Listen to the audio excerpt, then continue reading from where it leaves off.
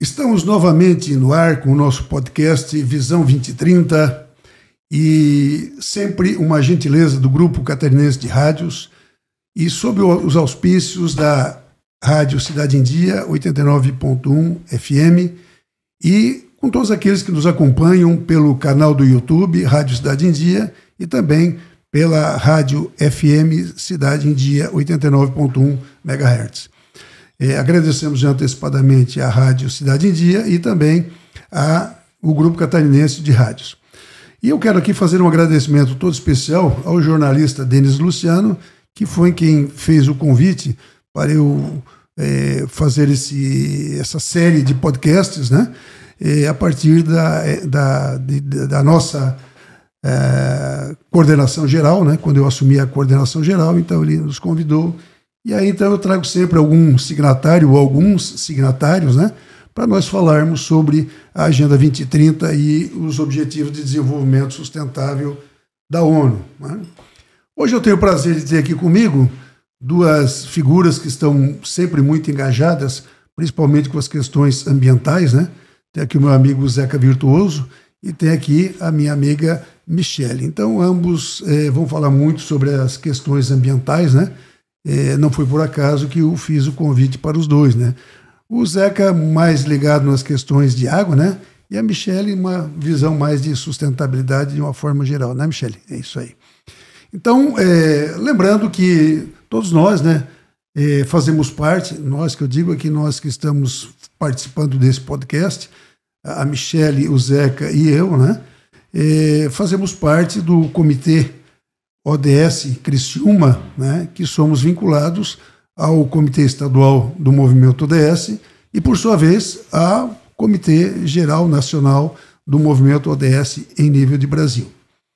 Então, eu abro a palavra aqui, começamos com a Michele, né, para fazer as suas considerações iniciais e, em seguida, nós damos prosseguimento aos nossos conteúdos. Então, Michele, por favor, poder fazer uma breve apresentação sua e das suas atividades, em primeiro lugar.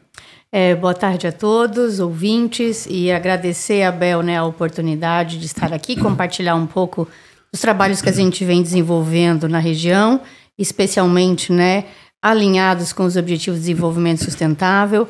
Então, eu estou aqui hoje representando o Instituto Felinos da Guaí, que é uma organização da sociedade civil de interesse público voltada, né, para a conservação dos felinos silvestres. Então, nós vamos estar aqui conversando um pouquinho, né, sobre flora, fauna, envolvimento com as comunidades, recursos hídricos e tantos outros objetivos de desenvolvimento sustentável que estão envolvidos nesse trabalho. E, além disso, né, dizer que também estamos aí no movimento como signatário aí há mais de 4 anos, 5 anos, completando aí, e buscando, né, Abel, porque é um caminho que a gente percorre e que a cada dia a gente precisa avançar com mais ações, e especialmente para alcançar a Agenda, né, 2030 aí, que é o objetivo e o foco central de todos nós, né? Então, se engajar, reunir, trazer ações que possam ir ao encontro dessas metas. Então, fiquei felicíssima aqui de encontrar o amigo Zeca também, né, com uma vasta experiência, bagagem, mestre aí de todos nós, professor, e poder compartilhar esse espaço com ele e com você também. Muito obrigada. Ok. Então, o Zeca é mais voltado para as bacias hidrográficas, né? Tem uma atuação bastante forte, né, com as bacias hidrográficas, principalmente essas 3 aqui do sul, né, Zeca? Então, mesma coisa que eu pedi para a Michele, eu gostaria que você fizesse algo semelhante aqui, né? Fazendo uma apresentação sua e da sua atividade. Obrigado, caríssimo Abel, pelo convite, né? É também uma alegria encontrar a Michele aqui, que não falou que é bióloga, né? Ah, sim! Ela não falou que é bióloga, né? E, então, é importante porque para as pessoas entenderem o nosso lugar de fala, né, em relação ao tema, né? E claro que é importante dizer que a questão ambiental ela perpassa todas as áreas, é uma área transversal, né? O Abel vem da administração, né? E agora com formação doutorado recentemente, né? Um doutor fresco em ciências ambientais, é a área também que eu tenho a minha formação, né? Mestrado, doutorado. Mas eu sou jornalista na origem, na primeira graduação, e agora mais recentemente geógrafo. Então também... Mas, como o Abel falou, ultimamente eu tenho trabalhado, nos últimos anos eu trabalhei e tenho trabalhado muito fortemente com a questão da gestão e governança hídrica, em função dos projetos da universidade, da Unesc, né? A gente está vinculado à Unesc já há longa data, faz parte do grupo de pesquisa, e também vem trabalhando na pesquisa e também extensão essa questão, que é o fortalecimento dos comitês de bacia hidrográfica. A Unesc, entre 2023 e 2024, foi a entidade executiva daqui dos 3 comitês do Sul, o Comitê da Bacia do Rio Tubarão, Complexo Lagunar, Uruçanga, Aranguá e afluentes catarinenses do Mampituba. E a temática hídrica ela é extremamente importante, considerando o contexto atual, seja porque é um elemento fundamental dentro da Agenda 2030, né? Como o ODS 6, mas uma questão fundamental, considerando sobretudo a nossa região, pelo histórico de degradação ambiental e com o comprometimento de boa parte das bacias, né? Então, é bacana poder vir aqui fazer essa discussão junto com a Michelle, contigo, e a gente, de repente, para quem nos acompanha nesse momento, entender um pouquinho dessa dinâmica, da importância desse movimento que está em curso. E naturalmente a gente sabe que tem grandes desafios porque a gente não vê uma efetividade em termos de ações concretas para alterar um quadro, mas enfim a gente está trabalhando nessa perspectiva, né? Então agora a gente, só complementando essa primeira parte da minha fala, a gente acabou de se encontrar aqui com a Michelle, mas no GTA, né, um grupo de trabalho de educação ambiental vinculado à região hidrográfica 10, exatamente a nossa região aqui, compreendendo as bacias do rio Uruçanga e do rio Araranguá e afluentes catarinenses do Mampituba. E a gente, então, está nesse movimento tentando trazer essa contribuição. Estamos distantes, nosso horizonte ele é bastante desafiador, mas é importante que a gente está nesse movimento. Já esteve mais longe, né? Já esteve mais longe. Mas é interessante, assim, quando o Zeca falou, então, só para que os nossos internautas e para os nossos ouvintes, né, se sintonizem, quando ele falou no ODS 6, né, que ele se refere a água potável, né, disponível, água limpa, para que as pessoas tenham acesso. Mas nós temos um outro ODS, né, o ODS 14, né, que é a vida no mar, né, a água. Só que quem é que alimenta o mar, né? Quem é que leva a água para o mar também, né? Quem é que contribui para esse mar aí, né? Então, o ODS 6 e o ODS 14, né? Eles são intimamente relacionados, né? E isso fatalmente, né, Michelle, vai resultar no outro ODS, que é a vida na Terra, né? Então, exatamente, fauna, flora, o 15, exatamente. O 15, né? E eles são todos conectados. São. É que normalmente, né, eu fiz esse desafio aqui exatamente porque tem muita gente que pega como se fosse caixinhas, né? Tanques, né? E não, eles são interconectados, de uma forma ou de outra, eles interferem entre si. Eu, por exemplo, como eu sou da área acadêmica, né? Praticamente tudo que eu olho, eu vejo o ODS 4, né? É difícil olhar para alguma coisa e não enxergar o ODS 4. Né? Fica até difícil pela própria natureza do meu exercício profissional, fica difícil eu não enxergar o ODS 4. Mas, sem dúvida nenhuma, lá no Felinos do Aguaí, né, Michelle, vocês têm também muitas ações que são voltadas para o ODS 4, né? Com certeza, educação e qualidade, né, sempre em primeiro lugar. E a gente vem desenvolvendo esse ODS 4, especialmente no programa de educação ambiental que nós temos lá. Então, o Instituto ele está aí há praticamente 20 anos atuando aqui nas encostas da Serra Geral, na Reserva Biológica Estadual do Aguaí. E ao longo desses quase 20 anos, nós temos aí 33.400 pessoas atendidas, né, gratuitamente, instituições de ensino, grupos organizados, comunidade. na qual a gente busca, então, realmente levar essa educação informal, mas sempre com qualidade e priorizando, né, os principais temas, né, que envolvem a fauna, a flora, a preservação dos recursos hídricos. E aqui eu também trago, né, além do trabalho que o Zeca já desenvolve nas bacias, o Felinos do Aguaí também, né, tem um trabalho bem forte na questão do ODS, na questão do ODS 6, que é água potável e o saneamento, porque hoje a gente vem trabalhando também com bastante empenho e dedicação na recuperação de nascentes. Então, é um trabalho que a gente tem, um programa, inclusive, que se chama um programa de renaturalização, onde nós temos parceria aí com o Hospital São José, que fornece também essas mudas por meio da Librelato. Então, cada criança que nasce hoje é plantada uma árvore. Oi, que legal. E aí, essas árvores são doadas para o Instituto, para o viveiro do Instituto, que faz o reflorestamento dessas áreas no entorno da reserva. E eu aproveito esse espaço, né, para divulgar esse trabalho, que também é totalmente gratuito para as comunidades, porque nós estamos esperando chegar essas áreas e a gente vai atrás, né, dessas comunidades, a gente faz todo o serviço, leva a equipe, leva as mudas, faz o monitoramento, mas a gente tem encontrado uma certa resistência para recuperar essas nascentes, né, disponibilizar essas áreas, e a gente precisa deixar as pessoas cientes que a importância de recuperar essas nascentes, né, para a nossa bacia hidrográfica, para o fornecimento hídrico de toda a população aqui, a garantia do próprio desenvolvimento econômico, né? Então, é fundamental que todos estejam, assim, aptos a aderirem a esse processo. Então, nós estamos aí abertos, né, para as pessoas que estiverem interessadas em recuperar nascentes, vai ser um prazer poder contribuir. E assim, Zeca, agora tu que trabalhas aí com essa questão das bacias hidrográficas, né, diretamente, vocês certamente se deparam com situações de desrespeito com as bacias, né? Coisa de lixo jogado e essa coisa toda, né?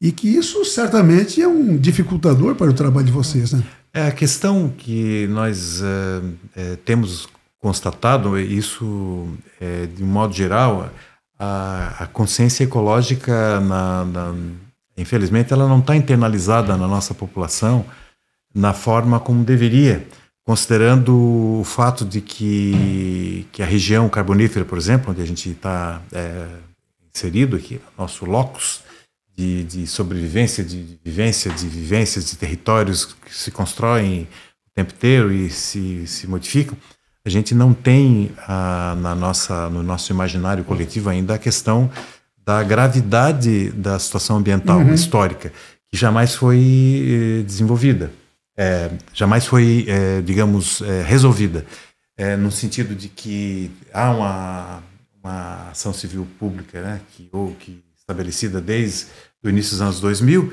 para que as áreas estabelecendo diretrizes, enfim, para que as áreas degradadas, no caso da mineração de carvão, fossem recuperadas.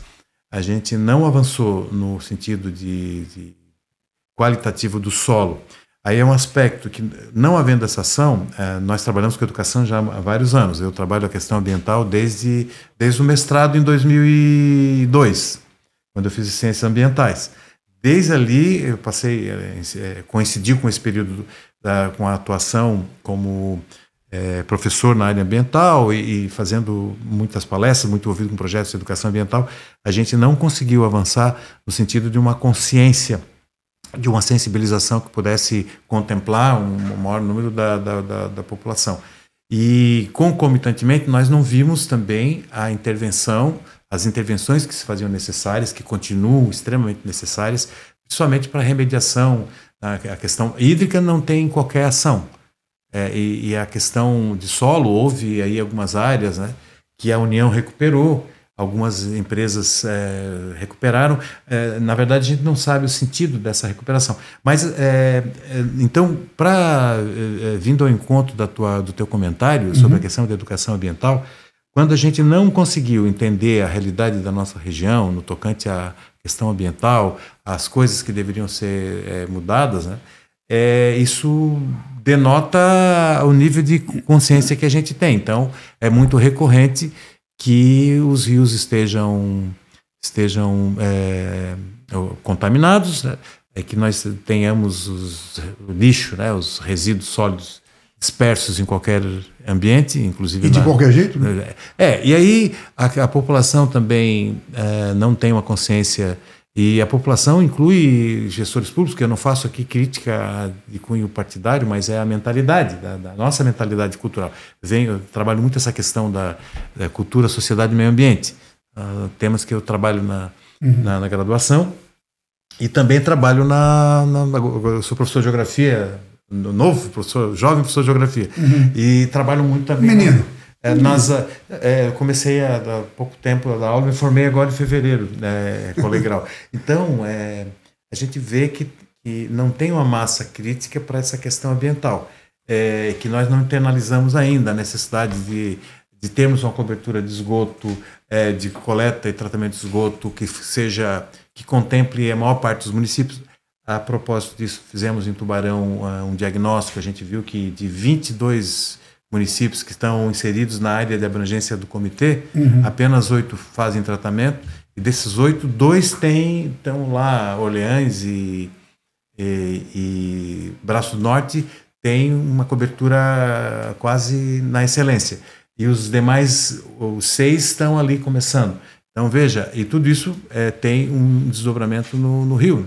Então, a questão do resíduo sólido e a questão do esgotamento sanitário. Então, a gente não tem uma consciência que ainda deveria ter, né? E aí eu vou resgatar aqui uma palavra-chave que inclusive foi citada por ti, Zeca, que é a palavra da transversalidade, né? Então, quando fala transversalidade, é transversal em todos os sentidos, inclusive em termos de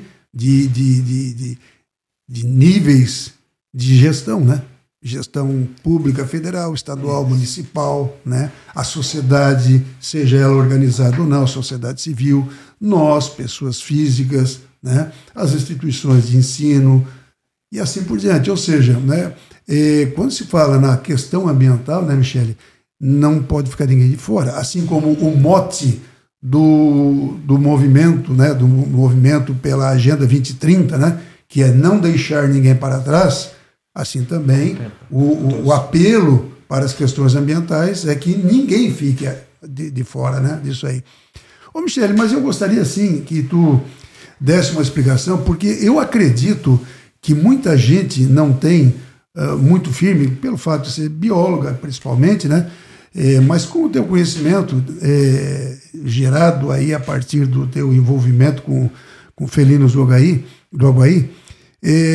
mas eu percebo o seguinte, que muita gente, e eu vou confessar que eu tinha essa dúvida também há muitos anos, né? Somente depois, quando eu comecei a fazer o meu doutorado em ciências ambientais, é que eu tive essa consciência dessa diferença. Não o que é a diferença de fauna e flora, mas o que significa fauna e flora. Porque muita gente pensa uma coisa e não é aquilo ali, do ponto de vista biológico, não é aquilo ali. Então eu gostaria que desse uma explicação, né, para os nossos internautas e para os nossos ouvintes da Rádio Cidade em Dia. Ótimo. Então, Abel, mas só terminando o que vocês estavam falando, né, a questão claro. A questão hídrica, dos resíduos, né, sólidos, eu acho que é uma responsabilidade compartilhada, né? E isso a gente só consegue fazer acontecer quando a gente pratica, exercita, né? E que todos os nossos ouvintes também possam estar junto conosco nesse processo. Sobre a questão da fauna, né? Vamos falar da fauna. Quando eu falo da fauna, eu falo dos animais, né? Somos nós. Começamos por nós mamíferos aqui nessa mesa, né? Que, diga-se de passagem, né? Somos reconhecidos por ser racionais, mas eu acho que a gente ainda precisa evoluir muito nesse processo, né? Muitas vezes não somos tão racionais assim, né? Estamos também nos lapidando, né? Temos o telencéfalo altamente desenvolvido, além do polegar opositor, mas o telencéfalo tem deixado a desejar ainda. É isso aí, mas vamos lá, evoluindo então, todos juntos, né? Isso, nessa caminhada. E quando eu falo, então, desses animais, e eu vou falar especificamente, né, do que a gente tem trabalhado e que tem encontrado aqui na nossa região. Bom, vamos começar. Falando de animais, quando eu falo deles, eu posso citar os animais nativos E os animais exóticos, que alguns também ainda não conseguem esse discernimento mais claro, né? Nativos são os animais que são de origem do nosso território. Então, aí nós temos uma biodiversidade, uma diversidade muito grande desses animais, a começar aí pelos nossos predadores de topo de cadeia, que nós temos aqui os felinos, né? Que é a minha especialidade, e começando pelo leão-baio, também conhecido como a onça parda, sussuarana, leão da montanha. E eu vou aproveitar aqui para abrir um espaço especial para esse animal, porque tem acontecido aí, eu acho que a maioria das pessoas tem recebido vídeos, né, desse indivíduo aqui na região de Cocá, Uruçanga, nos últimos dias, né? Então, o que acontece? Esse vídeo não é fake news, né? A gente também tem que ter muito esse cuidado, porque isso tem distorcido muito a parte de comunicação e principalmente levado a essa espécie também a um alvo, né, de caça. Mas é esse caso que aconteceu aqui na nossa região, sim, eu consegui chegar, né, a esses proprietários de fato. Mas assim, nós precisamos entender que esses animais, eles habitam a flora, e aí eu vou fazer a conexão, né? A flora nada mais é do que a nossa vegetação, né? Esse abrigo florestal para esses animais, no qual aqui no nosso estado predomina o bioma da Mata Atlântica. E então, hoje o que nós temos aqui de Mata Atlântica, em termos de remanescente contínuo, é a Serra Geral, né? E esses animais, eles têm uma ampla distribuição.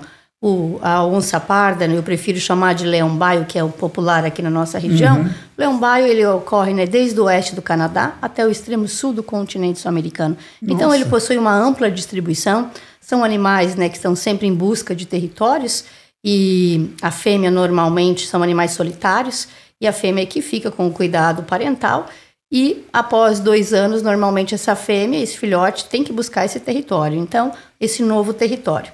Então, acontece muito desses jovens estar buscando esses territórios, e outra é essa distribuição. Então, nesse caso específico, que aconteceu aqui nos últimos dias na nossa região, ele provavelmente, esse indivíduo, ele estava percorrendo, fazendo esse deslocamento, e passou por uma área ali de Uruçanga, né, e ao arredores, onde tem ainda uma mata nativa muito preservada. Então, assim, aí as pessoas ficam, né, meio que preocupadas com a presença desse animal na região, se aproximando. Mas, assim, nós, na verdade, é que fomos suprimindo, fazendo tomando conta do território desses animais. Então, eles não estão, na verdade, no lugar errado. Foi nós que fomos, né, invadindo esses espaços, e hoje existem muito poucos esses remanescentes, então eles acabam sendo mais facilmente observados e avistados. E nesse caso específico, então, ele acabou, o animal também, predando alguns animais domésticos, e aí, por que isso também acaba acontecendo, esses conflitos entre seres humanos e animais? Bom, hoje nós temos conflitos entre humanos e humanos, humanos e animais, de várias ordens, né? E nesse aspecto específico de seres humanos e animais, acontece o quê? A principal causa é a defaunação, que é exatamente o desaparecimento dessas presas do qual esse predador de topo de cadeia se alimenta, através do impacto da caça, muitas vezes ainda acontece, né? E ele acaba ficando sem o alimento que precisa, necessário, e acaba chegando nessas propriedades rurais onde tem acesso mais fácil. Mas o leão-baio, só agora uma curiosidade minha, mas o leão-baio por si só, se ele sair ali daquele canto dele e for, digamos assim, para mais próximo da cidade, ele por si só não vai agredir, né? Ele vai se defender, né? Ele não tem nenhuma característica agressiva, de agressão, de ataque a humanos, que é a maior preocupação das pessoas. Inclusive agora, recentemente, na semana retrasada, teve um workshop internacional, no qual eu pude participar também, de conflitos, né, com grandes felinos. Então, desde a década de 1950 até hoje, nós temos aí cerca de 80 casos. Mas quando eu falo de 80 casos, não é 80 mortes. Esse é o grande problema. As pessoas confundem casos com mortes. Então, casos é de ocorrência, apareceu o animal. E as poucas fatalidades que houveram desde 1950 foram cerca de aproximadamente 11 registros, isso mais na região da Amazônia e Pantanal, onde as populações vivem praticamente imersas dentro dessas florestas, né? E isso ainda acontece porque essas pessoas normalmente estão em situações de caça, né? Então acabam também tendo essa vulnerabilidade. Então, assim, isso não é natural, né? Do animal atacar pessoas. Então, para os ouvintes que estão aqui, né, acompanhando esse podcast nesse momento, não há preocupação para isso, né? Porque os animais não têm esse hábito. E eu reforço, às vezes as pessoas se preocupam com o grande, o robusto, o maior, e nem sempre é o mais perigoso. Porque a gente tá aí com as aranhas marrons pequenininhas que mal se enxerga. A cobrinha coral que eu digo também, né? As serpentes, né? Nesse caso, o tamanho não é documento. Não é documento, né? Então, as próprias serpentes, especialmente aqui a coral, jararaca, e aí até o proprietário disse, mas a minha preocupação é os meus filhos. Eu digo, eu te entendo, eu sou mãe, eu tenho filha, tenho também trabalho em área rural. Agora, sim, a gente tem que ficar atento a tudo.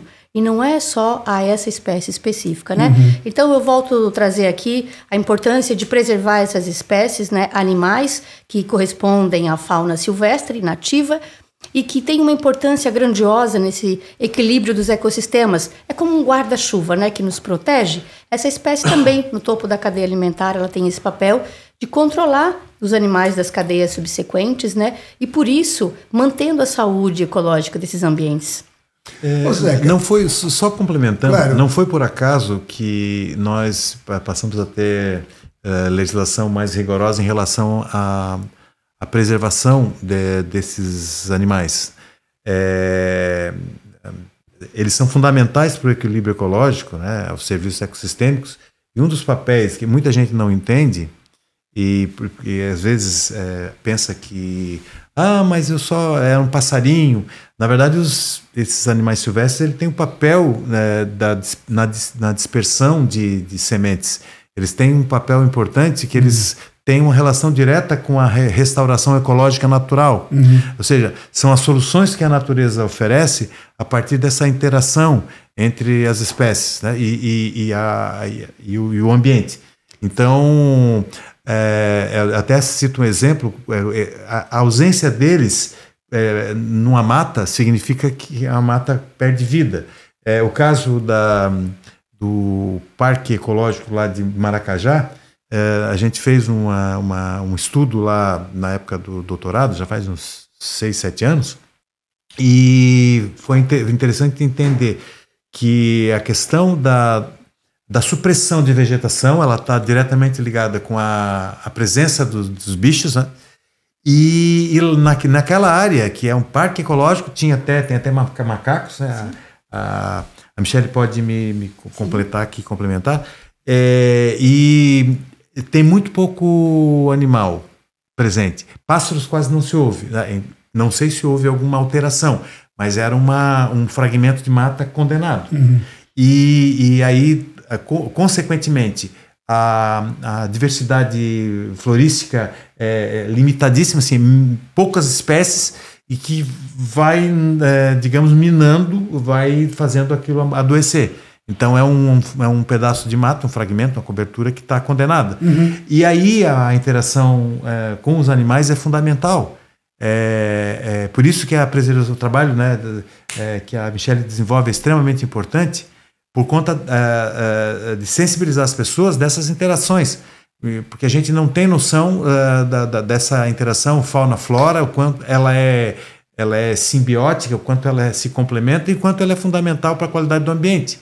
E por isso que é fundamental pensar, por exemplo, a gente vive, ela falou estamos no bioma Mata Atlântica, a gente tem menos de 20%, temos 14% de cobertura da mata original. E essa região onde ela atua, ali onde esses animais eles estão presentes, são áreas de declive, né? Encosta de serra. Então, por força das condições geográficas, né, essa região não é degradada. Mas aí, descendo, quando vem nas áreas mais planas, coisa e tal, Uruçanga também está perdendo bastante. Tu falasse ali de Uruçanga, tem uns fragmentos de mata, ainda tem umas remanescentes que vão embora, porque estão sendo ocupados. Então, o desafio da gente entender que não dá para É como aquela questão da tua casa, tu fazes a compra, lá na minha casa, na minha infância, era o rancho, né? E aí a mãe comprava, e ela sabia que ia ter para todos os dias das semanas e todas as semanas no mês. Então, se qualquer exagero ali se perdia, é uma comparação bem superficial, né? Uma analogia, mas é assim que funciona. É assim que funciona. Então, um manejo inteligente faz com que a gente tenha os recursos. Então, a preservação desses animais é fundamental para poder tê-los e ter um ambiente com qualidade. Perfeito. E só complementando, Abel, para a gente não perder esse gancho importante, e é isso, né? As soluções baseadas na natureza, que é o que os ODS também estão buscando, né? Perfeito. Essa fundamentação, essa interação. E se a gente for ainda um pouco mais além, desde o nosso papo inicial, então nós chegamos aqui na fauna, nos animais, na vegetação, e se não tiver animais, não tem vegetação, porque não tem dispersão. Se não tiver vegetação, não vamos ter nascentes e não vamos ter água. É importante colocar, porque a gente está no século XXI, já na terceira década, ainda discutindo e num advento aí meio maluco do terraplanismo, do negacionismo, né? E nós somos aqui, todos nós somos ancorados pela ciência, a gente ainda está tendo que sensibilizar as pessoas. A economia, o meio ambiente não se opõe à economia. Ele não se opõe à economia. É que nós precisamos aprender temos que buscar um modelo diferente. Porque todo o movimento que a gente está vendo, todos os retrocessos legais que houve, a gente tem um avanço, a ONU cumprindo a sua agenda, uma questão ambiental, vamos ter agora a COP30 lá no Pará, e a gente não tem avançado muito na questão dos acordos e ações efetivas. Mas é importante entender que a economia ela precisa do meio ambiente. Os negócios que não se adequarem à realidade que transcende, por isso que quando a gente fala isso aqui, é importante, Abel, que se entenda, nós não estamos fazendo ativismo, isso não é ativismo. Não, a gente trabalha, embora ativismo, sob o ponto de vista ético, ele é nobre e é importante. Mas nosso papel, né, a gente tem esse compromisso com os ODS, na atuação acadêmica, nossa, como cidadãos, mas é importante que as pessoas compreendam que é como cuidar da saúde. Se você vai no médico, faz um check-up, o médico diz que as tuas coronárias estão com bastante... entupidas. Estão entupidas, né? Então, e aí ele prescreve medicamentos ou procedimentos que devem ser feitos, como o mais comum é como é que chama? Angioplastia. Angioplastia é uma delas, mas tem a outra que é fazer uma... o cateterismo. O cateterismo, E aí ele diz, bem, você precisa mudar teus hábitos, porque senão você vai ter o mesmo problema.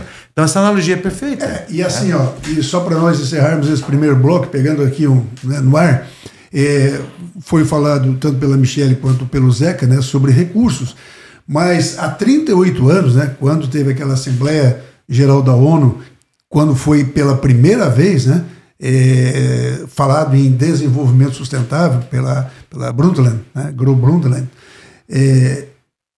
lá fica claro, né, não é não usar os recursos, é usar os recursos de tal forma que isso não venha a faltar para as gerações futuras, né? Então, é isso que a gente deve entender. Então, nós encerramos aqui o primeiro bloco, né, vamos tomar uma água e em seguida nós voltamos, sempre agradecendo aqui o Grupo Catarinense de Rádios, a Rádio Cidade em Dia, né, por nos fornecer esse espaço para o movimento ODS Santa Catarina, lembrando que é um movimento plural, né, é um movimento ecumênico, apartidário, e, enfim, né, tem espaço para todo mundo. Voltamos em seguida. Estamos voltando com o nosso podcast Visão 2030, aqui pela Rádio Cidade em Dia, 89.1 MHz. Os internautas nos acompanham pelo canal do YouTube, Rádio Cidade em Dia, e lançamos aqui o nosso agradecimento ao Grupo Catarinense de Rádios, né, que nos concede esse espaço e que nos permite, né, divulgar as ações do movimento ODS Santa Catarina e mais especificamente do Comitê Criciúma. Então, gostaria sempre de lembrar, né, que o movimento ele é aberto para todas as pessoas físicas e jurídicas, pessoas jurídicas de todas as naturezas, desde que respeitem os princípios básicos do movimento, que é um movimento plural, apartidário e ecumênico. Portanto, se não houver nenhum tipo de barreiras, né, que impeça, estamos de portas abertas para recebê-los. Todas as últimas terças-feiras do mês, nós temos as nossas reuniões, que normalmente são realizadas na SIC, né, e que estamos fazendo agora uma experiência de fazer na modalidade híbrida, né? Eu prefiro a presencial, mas também, né? Eu prefiro a presencial, porque a troca, né? Ela é muito mais produtiva. Então, voltando aqui com a Michele, né? E o Zeca. Ô Zeca, eu vi agora recentemente uma imagem. Na verdade, era um videozinho, né? Que mostrava o Rio Araranguá, um pouquinho antes daquela parte lá do balneário de Ilhas, e que há a confluência, né, entre o rio Mãe Luzia e o rio... Qual é o outro que... O Pava, como é que chama? É um outro rio ali, né? Ali. E um lado era um rio bonito, verdinho, aquela cor... Não o verde da poluição, aquele verde bonito, né? Sim, tem a impressão de ser bonito, aí a gente precisa avaliar, né? Não, mas assim, dava para ver que era uma água límpida, né? E do outro lado, aquela água amarelada, enxofrada. Uhum. E aí elas se misturam ali. Eu disse, meu Deus do céu, mas que coisa. Então, quer dizer, pegando aqui eu não vou pegar gancho porque aqui não é açougue, eu vou pegar o link aqui da ideia da Michele, né? Sobre a importância, né, da flora para conservação da mata ciliar, né, das encostas, da geração de novas nascentes e assim por diante. Então, Zeca, nessas tuas andanças aí pelas bacias, certamente vocês veem algumas coisas que talvez para um leigo não signifique assim um drama, né? Mas certamente quando vocês se deparam com isso, é um choque. Na verdade, essa questão que tu colocas, ela faz conexão com a nossa primeira abordagem ali sobre a questão da cultura que a gente tem. Primeiro que só os mais velhos que conseguiram acompanhar a mudança e ver como era, né? Porque boa parte da geração atual, a mais recente, ela se acostumou a ver a poluição, os rios com mau cheiro, com toda essa degradação histórica. Então, para muitas pessoas, aí justifica o fato de eles acharem que é normal, né? A normalização de algo que eles só viram de um jeito.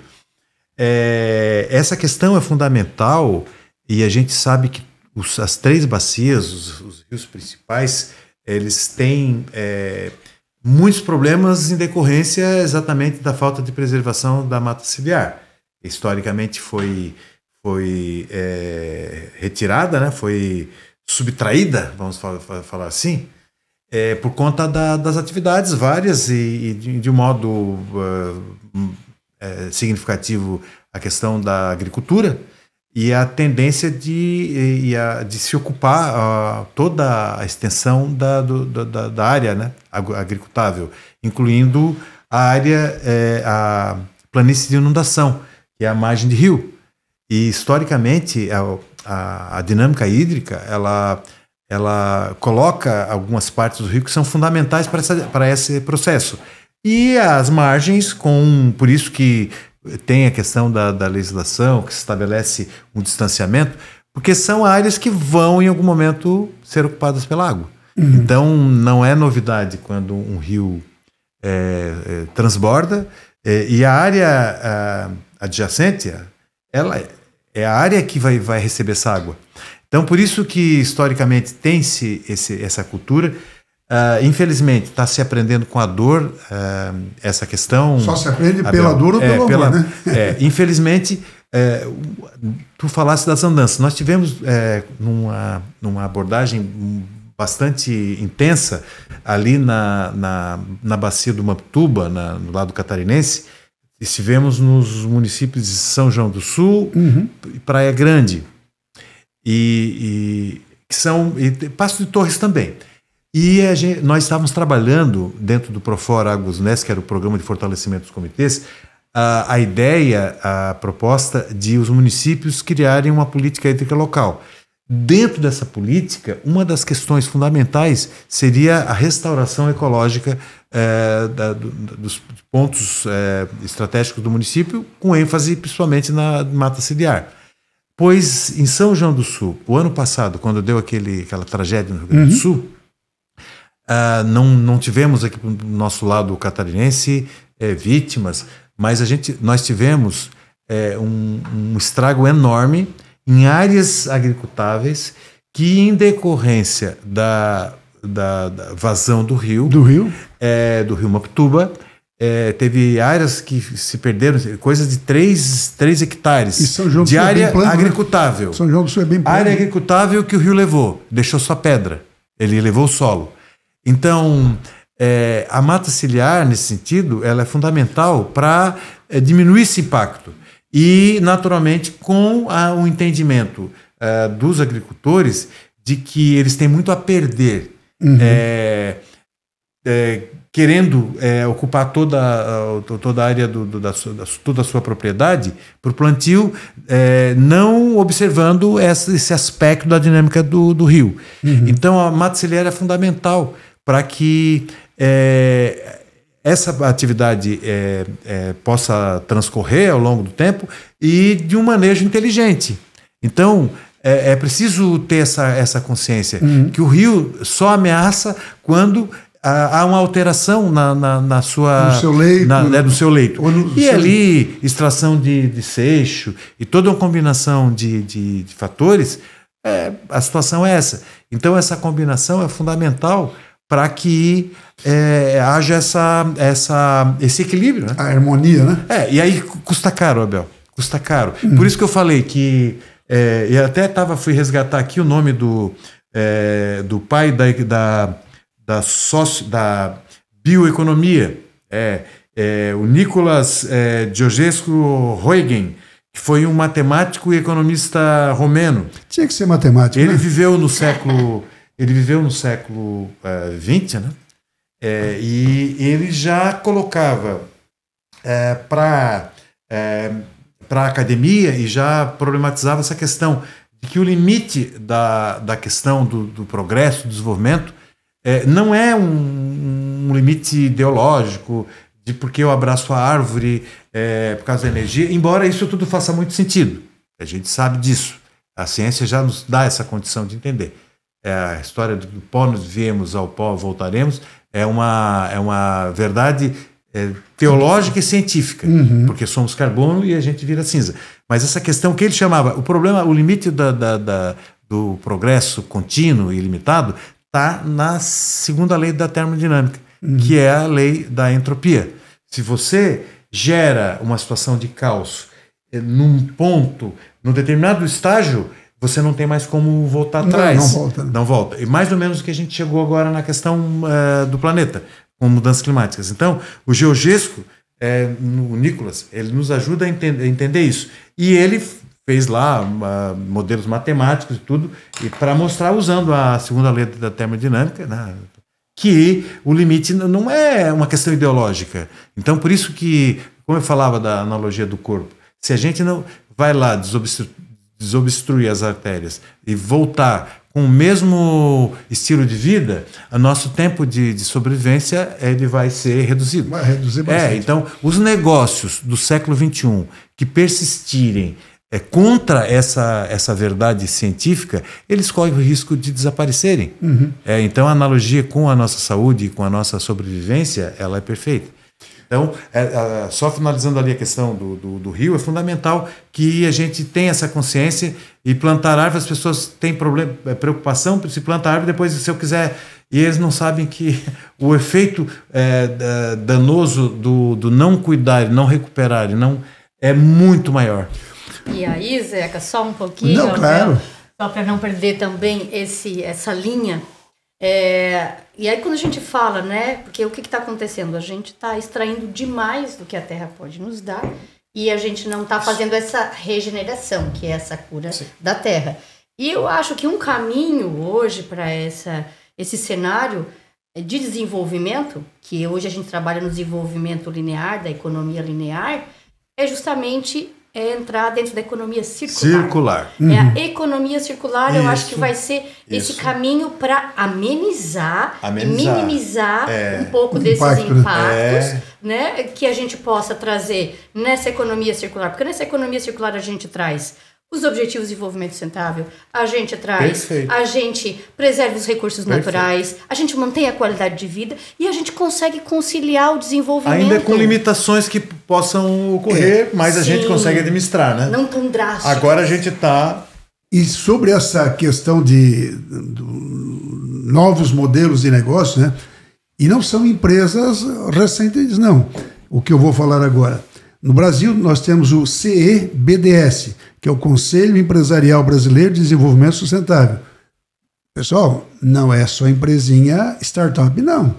Grandes corporações, quem quiser, então entra lá no site CEBDS. É só digitar isso aí, já vai aparecer. É o Conselho Empresarial Brasileiro de Desenvolvimento Sustentável. Inclusive presidido por uma mulher, a Mariana Grossi, né? Vocês vão perceber que lá são grandes corporações, inclusive grandes corporações. E não vamos entrar nesse mérito agora, porque nós não vamos ter tempo, mas o próprio conceito ESG, que no Brasil já está sendo bastante usado, o ASG, né? Mas o próprio conceito. Por que surgiu essa ideia? A ideia do ESG surgiu por um desafio que o próprio Kofi Annan, né, que então era secretário-geral da ONU, fez para aquelas 50 grandes corporações, as 50 maiores corporações do mundo. Então não era empresinha, as 50 maiores corporações do mundo. Mas isso nós vamos falar numa outra oportunidade, porque nós já estamos aí quase no final do nosso podcast. E, Michele, eu gostaria aqui, quando eu vejo assim o projeto de vocês, né, Felinos do Aguaí, na minha cabeça vem dois ODS, claro, já falasse sobre o 6, né? Água potável, mas vem mais dois na minha cabeça e um também tu já falaste, que é a educação de qualidade. Mas vem um outro ainda, né? O terceiro que vem na minha cabeça é o 3, né? Saúde e bem-estar. Então eu vejo da seguinte maneira: nós não podemos pensar em bem-estar, em saúde, se nós não tivermos um ar bom para respirar, né? Se nós não tivermos uma água que eu possa ir lá naquele recho e não precise fazer outra coisa, posso enfiar a boca ali dentro, tomar uma água, enfim, isso é saúde, isso é bem-estar. Então eu vejo assim, muito ligado, né? Além do 6 e do 4, né, que tu já abordaste, eu gostaria que tu abordasse um pouquinho agora do 3, né? Esse link que faz, né, do Felinos do Aguaí com o ODS 3, saúde e bem-estar. Abel, Felinos do Aguaí consegue trabalhar todos os ODS. E o 3, que é a saúde e bem-estar, nós temos inclusive um programa, que é o Programa de Saúde Ecológica. Então. Saúde única, ou seja, beneficia ecossistemas, pessoas e animais. Por que eu digo isso? Porque hoje nós temos, trabalhando na reserva da Aguaí, nós temos essas populações de animais silvestres que vivem nessas áreas protegidas. E o que acontece? Aonde que entra esse programa de saúde ecológica do Felinos do Aguaí? Nós temos uma população que tem muitos animais domésticos, né? Uma população humana que vive ao redor dessas áreas protegidas e que tem animais domésticos, cães e gatos. Eu visitei, batendo porta em porta, em 3 municípios, Siderópolis, Treviso e Nova Veneza. 730 casas exatamente visitadas, batendo de porta em porta, fazendo um levantamento desses animais, de quantos animais, se eram vacinados, castrados. E o panorama não foi nada bom. Primeiro, a maioria não era castrado e por isso também esse problema, né, de abandono de animais domésticos e acaba a transmissão de doenças também. Uhum. E a falta da vacinação, porque esses animais, Na área rural, vamos falar a verdade, a grande maioria são soltos e varam um dia inteiro e vão para o meio do mato, tem contato com o silvestre e à noite todos amam seus pets e permitem que eles sentem no sofá, vão para a cama e às vezes esses animais estão ali infectados e trazem essa transmissão de doença para o ser humano. Então, o que o programa de saúde ecológica aí faz? Ele busca captar recursos para oferecer vacinação e castração gratuita para os municípios que vivem no entorno da reserva da Guaí. E não é de baixa renda, é totalmente gratuita. Para qualquer um. Para qualquer um, não me importa a condição financeira. Nós queremos promover a saúde ecológica. Vacinar os bichinhos. A saúde única, que vai bater na nossa qualidade de vida.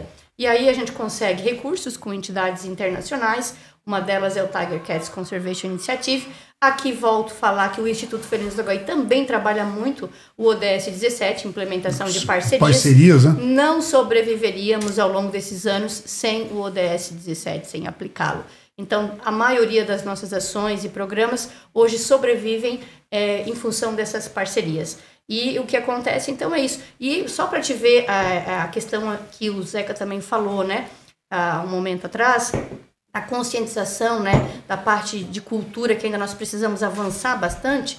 Por quê? Porque mesmo nós oferecendo esse serviço gratuito, nós não temos adesões. E aí, o que nós temos que fazer? Mudar estratégias. Antes, nós colocávamos vacinação, vamos estar em tal dia, tal ponto, comunica a rádio, comunica todo mundo, parece meia dúzia. Hoje, nós pegamos o veterinário, botamos dentro do carro e vamos bater em porta. Ou seja, tem que adotar medidas diferenciadas para ter adesão e para ter efetividade. Uhum. Então, assim, e só assim a gente consegue avançar na saúde e no bem-estar, que é o ODS 3. Muito bem. Eu queria fazer uma complementação remetendo ao ODS 11, da Cidade Sustentável. Ah, sim.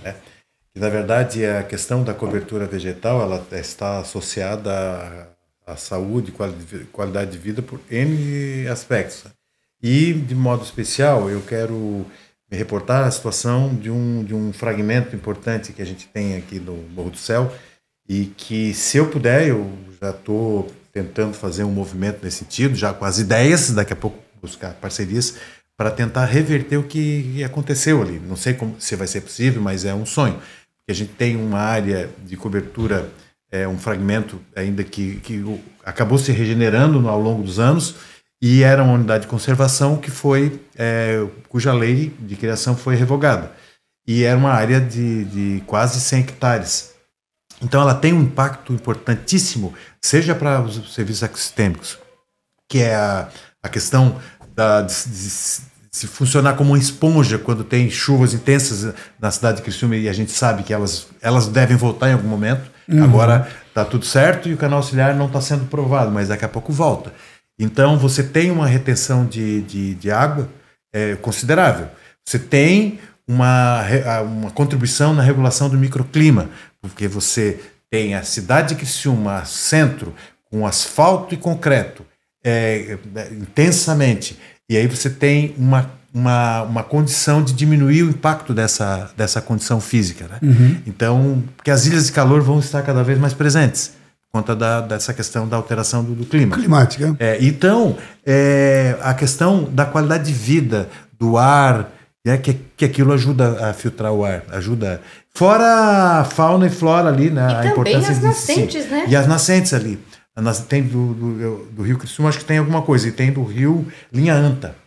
Então, nós estamos numa cidade, ou num contexto, não só a cidade de Criciúma, mas de modo geral, que as pessoas não entenderam a importância de ter uma cobertura vegetal para ter qualidade de vida. Então, acho que a questão do ODS 11 ela é fundamental para a gente pensar na qualidade de vida. E aí, Zeca, eu vou também um pouquinho adiante, porque é o que eu falo, né, às vezes quando eu estou fazendo palestras, a gente só vai se dar conta dessa questão das mudanças climáticas a partir do momento que o vento levou o meu telhado, que a água entrou na minha casa e levou tudo que eu conquistei uma vida inteira, assim. Aí o negacionismo cai por terra. Aí a gente vê assim, bom, o que está acontecendo? Ou pelo menos espera-se que caia, né? Eu vejo assim que nós temos um problema de gestão mesmo, de um modo geral, né? Que as gestões não não incorporaram isso. E elas reproduzem o senso comum. Pessoas que estão Nós tivemos mudanças, retrocesso aqui na cidade de Criciúma, e não tem qualquer cunho político, mas a gente tinha uma cidade hoje com 200 mil habitantes, e a gente tinha uma fundação. Eu fiz parte do movimento pela universidade, nós ajudamos a construir a fundação, como Unesc, porque ela realmente tinha digamos, uma dimensão para dar realmente o aporte necessário para uma cidade e ser exemplo para toda a região. Então isso foi mudado por conta dessa falta de compreensão. E uma diretoria, na verdade, tu vai ter uma cidade que ela tá bonitinha, ela tá legal, mas aí tu começa, quando vem essas situações, quando aquilo que independe que está fora de controle se manifesta, que é a questão climática, aí todas essas faltas elas vão estar presentes. E aí a gente tem, naturalmente, os prejuízos. O que aconteceu no Rio Grande do Sul é um exemplo. Uhum. Então, não é uma fala ideológica quando a gente diz que os rios têm que ser respeitados, né? Que a cobertura vegetal ela deve ser vista como estratégica em muitas áreas para N situações, como o Morro do Céu, e isso é conhecimento científico. E os nossos ancestrais, os indígenas aqui, os povos originários, já sabem disso há muito tempo. Ah, sim. Então, perfeito. Era essa dica que eu queria fazer aqui, e acho que a conversa está muito boa. Pena que o tempo deve... Está curto, hein, Abel? O tempo está curto. Não, mas não vai faltar oportunidade, né? De nós conversarmos mais... Abel, só para finalizar, não posso deixar de registrar aqui, porque o Abel comentou em algum momento do podcast que as portas estão abertas, né, para integrar esse movimento ODS, mas não só as portas da sede, né, dos encontros mensais, mas teremos aí um evento marcante nesse mês de setembro, dia 20 de setembro, né, aqui em Criciúma, e contamos com a participação de toda a população, não só para conhecer de perto e na prática o que são os Objetivos de Desenvolvimento Sustentável, mas também para integrar, para participar e na prática fazer, porque tudo é muito mais válido quando a gente faz na prática e tem resultado. Então, só para complementar o convite da Michele, dia 20 de setembro, na Praça Nereu Ramos, das 9 ao meio-dia, estaremos ali, né, com o Comitê de Criciúma do Movimento ODS Santa Catarina. Então, quero agradecer aqui a presença do Zeca, da Michele, né? Foi muito proveitoso aqui o nosso bate-papo. Pena que o tempo é curto, né? Mas não vai faltar oportunidade para nós conversarmos um pouco mais. Fazer aqui o nosso agradecimento ao Grupo Catarinense de Rádios, né? Que nos concede esse espaço, né? E convidar aí os internautas e os ouvintes da Rádio Cidade em Dia, né? Para que abracem essa causa do movimento ODS. Estamos sempre de portas abertas. Zeca, um grande abraço, Michele, um grande abraço, e um agradecimento especial aqui ao jornalista Denis Luciano, né, que é o responsável por essa nossa conversa, sempre uma conversa informal, porém uma conversa de um cunho sempre muito científico e ilustrativo. Muito obrigado. Obrigado, Abel, obrigado a Michele pela parceria também, e a gente certamente espera voltar em outro momento, que foi muito agradável estar aqui. Um abraço. Estaremos novamente juntos. Abraço a todos. Gratidão.